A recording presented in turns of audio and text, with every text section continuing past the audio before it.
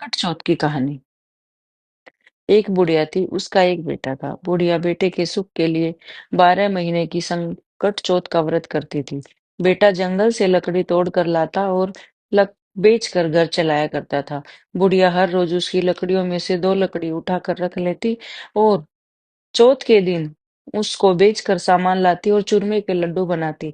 एक लड्डू खुद खाती और एक बेटे को खिलाती। एक दिन उसकी पड़ोसन घर में आई।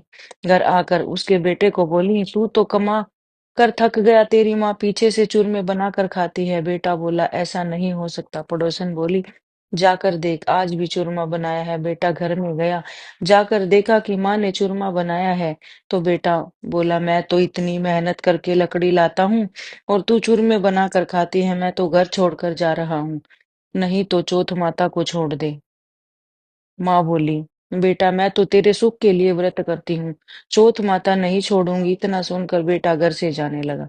माँ बोली, ये तिलकुट डालकर बैठ जाना और कहना कि हे चौथ माता, जो मेरी माँ ने मेरे नाम का व्रत करती हो तो मुझे इस संकट से बचाओ। यह तिलकुट लेकर घर से निकल गया। थोड़ी दूर पर गया तो आगे नदी आ गई।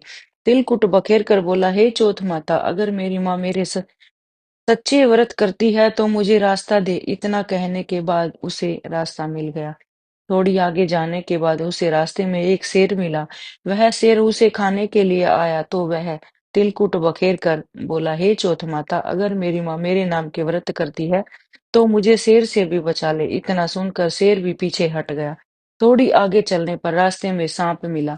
वह उसे डसने के लिए आया तो वह तिलकुट बखेर कर बोला, हे चौथ माता, अगर मेरी माँ मेरे नाम के व्रत करती है तो मुझे इससे भी बचा लो, नहीं तो सांप को डसने से मेरी मौत हो जाएगी। इतने में सांप भी पीछे हट गया। अब वह एक गांव में आ गया। वहां एक बुढ़िया रो रही थी और पूड़े बना रही थी। तो वह बोला, बुढ़िया माई रो भी रही है और पूड़े भी बना रही हो, क्या कारण है? बुढ़िया बोली, आज मेरे बेटे की बलि चढ़ेगी, इसलिए मैं रो रही हूँ और पूड़े बना रही हूँ कि वह पूरे खाकर जाएगा। तो वह लड़का बोला, अगर मुझे पेट भर के पूड़े खिलाएगी तो मैं तेरे बेटे के बदले में बलि चढ़ जाऊंगा। बुढ़िया बोली, बेटा तुझे तो कितना भी खा ले,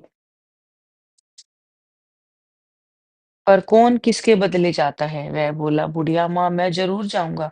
उसने पेट भरकर पूड़े खाए और सोते समय बोला कि माँ, बुढ़िया माँ मुझे जगा देना, जब राजा के घर का बुलावा आएगा। तो रात को राजा के घर से बुलावा आया तो बुढ़िया ने उसे धीरे धीरे उठाया और वह उठकर बैठ गया और बोला, बुढ़िया माई मैं तेरे बेटे की बलि के खातिर जा रहा हूँ। और वह लड़का चला गया। वहां जाकर चौकी पर तिलकुट बखेर कर बैठ गया। राजा के नौकर ने सारा आवा छीन दिया और आग लगा दी। अब वह लड़का बोला, हे चौथ माता, अगर मेरी माँ मेरे नाम के व्रत करती है तो मुझे इस संकट से भी छुड़ा दे। इतने में आवा पक कर तैयार हो गया। जो आवा 6 महीने में पकता था वह 3 दिन में पक गया। सोने चांदी के कलश हो गए और राजा के नौकर राजा को जाकर बोले, आवा पक कर तैयार हो गया है। फिर राजा ने बोला कि बर्तन उतारो। अब अंदर से आवाज आई कि धीरे धीरे उतारो। राजा के सब नौकर डर गए हुए बोले, इसके अंदर कोई भूत प्रेत बोल रहा है। अंदर से आवाज आई, नहीं नहीं, मैं कोई भूत प्रेत नहीं हूँ, जिसको बैठाया था वही बोल रहा हूँ। तब सबने देखा कि वह तो चौक पूर कर बैठा है। राजा को बुलाया। तब राजा ने पूछा कि तू आग में से जिंदा कैसे बच गया? तब वह बोला कि मेरी माँ मेरे नाम के चौथ माता के व्रत करती थी और सो मैं चौथ माता के प्रभाव से बच गया। उस राजा की एक लड़की थी। राजा बोला, मैं अपनी बेटी का विवाह तेरे साथ करूंगा। तो राजा ने अपनी बेटी का विवाह उसके साथ कर दिया और वहां पर रहने लगा। कुछ दिन बाद राजा की लड़की ने उससे पूछा, तेरा घर बार भी है क्या? नहीं। वह बोला, मेरी माँ भी है, मेरा घर भी है। वह बोली, हम अपने देश में जाएंगे। अब राजा ने उसे बहुत सारा धन देकर विदा कर दिया।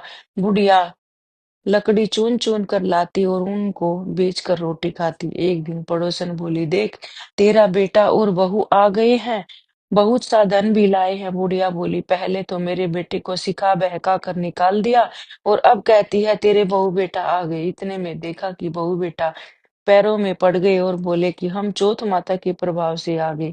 सारी नगरी में ढिंढोरा पिटवा दिया कि बेटे की माँ संकट चौथ का व्रत करियो, 13 चौथ करियो, 13 नहीं तो 4, 4 नहीं तो 2, 2 तो सब कोई करियो। हे चौथ माता, जैसा बुढ़िया माई को आए दुख दूर किया, वैसा सब किसी का करियो। कहते सुनते को, उकारा भरते को, कह ले बोलो सकट चौथ माता की जय हो।